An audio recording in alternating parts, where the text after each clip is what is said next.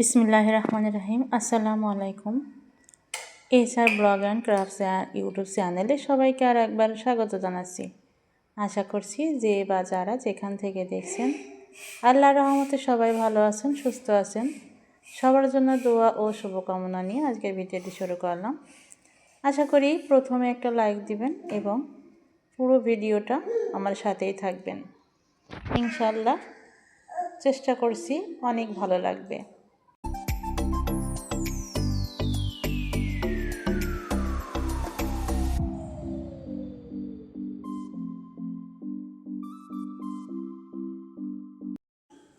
দেখতে পেরেছেন আমি কাপড়গুলোকে ভিজিয়ে রেখেছি, আর এখানে কম্পিউটার টেবিলের ওপরে অনেক ময়লা পড়েছে, কম্পিউটারটাও ময়লা পড়েছে, তাই একটু পরিষ্কার করে নিচ্ছি। আসলে অনেক ধুলাবালু কোত্থেকে যা আসে বুঝি না, অনেক পরিষ্কার করি তারপরেও ধুলা আসে এবং ময়লা হয়।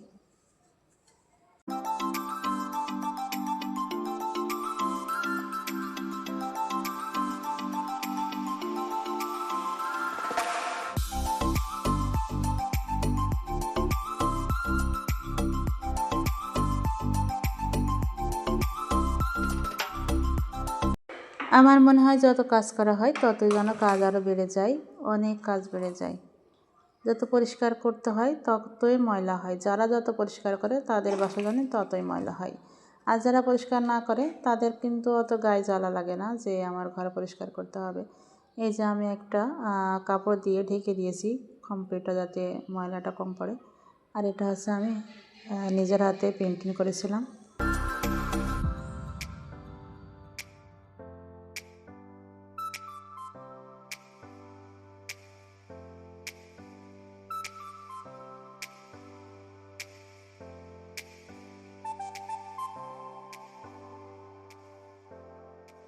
যদি কারো কোনো অংশ ভালো লেগে থাকে অবশ্যই একটা লাইক দিয়ে দেখবেন, এবং যারা নতুন দেখবেন প্লিজ সাবস্ক্রাইব করে পাশে থেকে যাবেন। আর যারা অলরেডি সাবস্ক্রাইব করে নিয়েছেন তাদেরকে তো অসংখ্য ধন্যবাদ, এবং অনেক দোয়া ও ভালোবাসা থেকেই বলছি, অনেক ভালোবাসা রইল।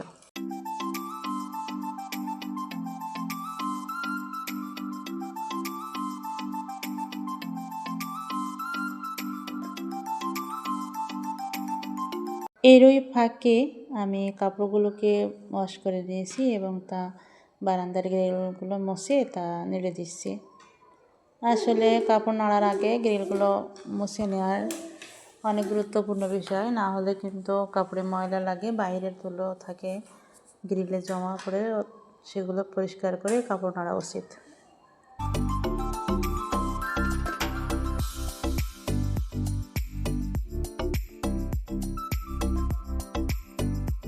আমার বড় ছেলের জন্মদিন ছিল 18 নভেম্বর, তাই সেই স্কুলে বন্ধুবান্ধব নিয়ে একটা কেক কেটেছিল, আর আমি বাসায় একটা কেক বানিয়েছি।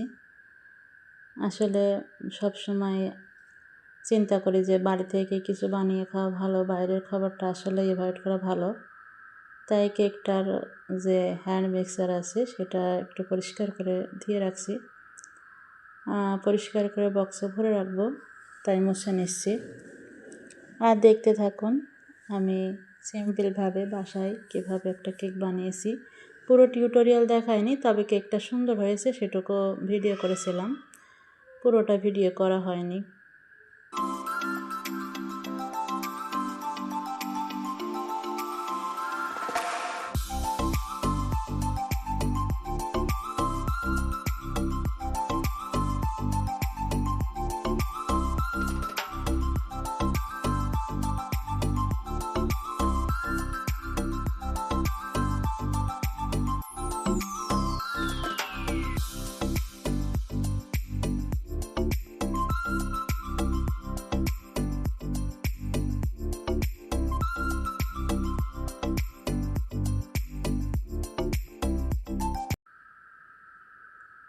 সবগুলো সুন্দর মতো পরিষ্কার করে রেখে দেব শোকেসের ভিতরে।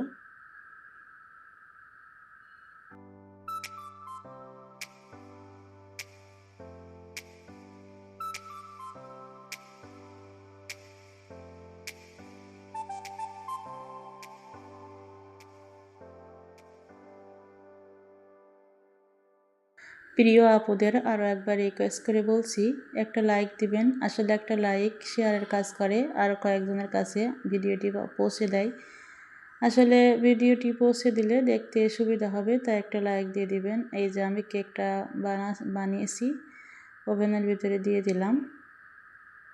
পুরোটা টিউটোরিয়াল দেখায়নি, ওই সামান্য একটু শেয়ার করছি আর কি। কেকটা অনেক সফট হয়েছিল, অনেক সুন্দর, একদম মানে গালে দিলেই মিশে যাচ্ছিলো, এত মজা হয়েছে কেকটা।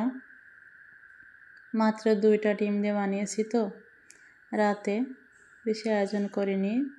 ছেলে কিন্তু বন্ধু বান্ধবের সাথে কেক কেটেছিল। এই যে চকলেট ঘরে ছিল, সেই চকলেট দিয়ে একটু ডেকোরেশন করে নিয়েছি। আসলে চারিদিকে ছেবড়ে গেছে, কেউ কিছু মনে করবে না। এই যে ওরা আবার 3 ভাই বোনে খাওয়া শুরু করে দিছে, অনেক মজা হয়েছিল, পুরোটাই কিন্তু রাত্রেই শেষ করে দিছে। যাই হোক, সবাই ভালো থাকবেন, আমাদের জন্য দোয়া করবেন। আল্লাহ হাফেজ।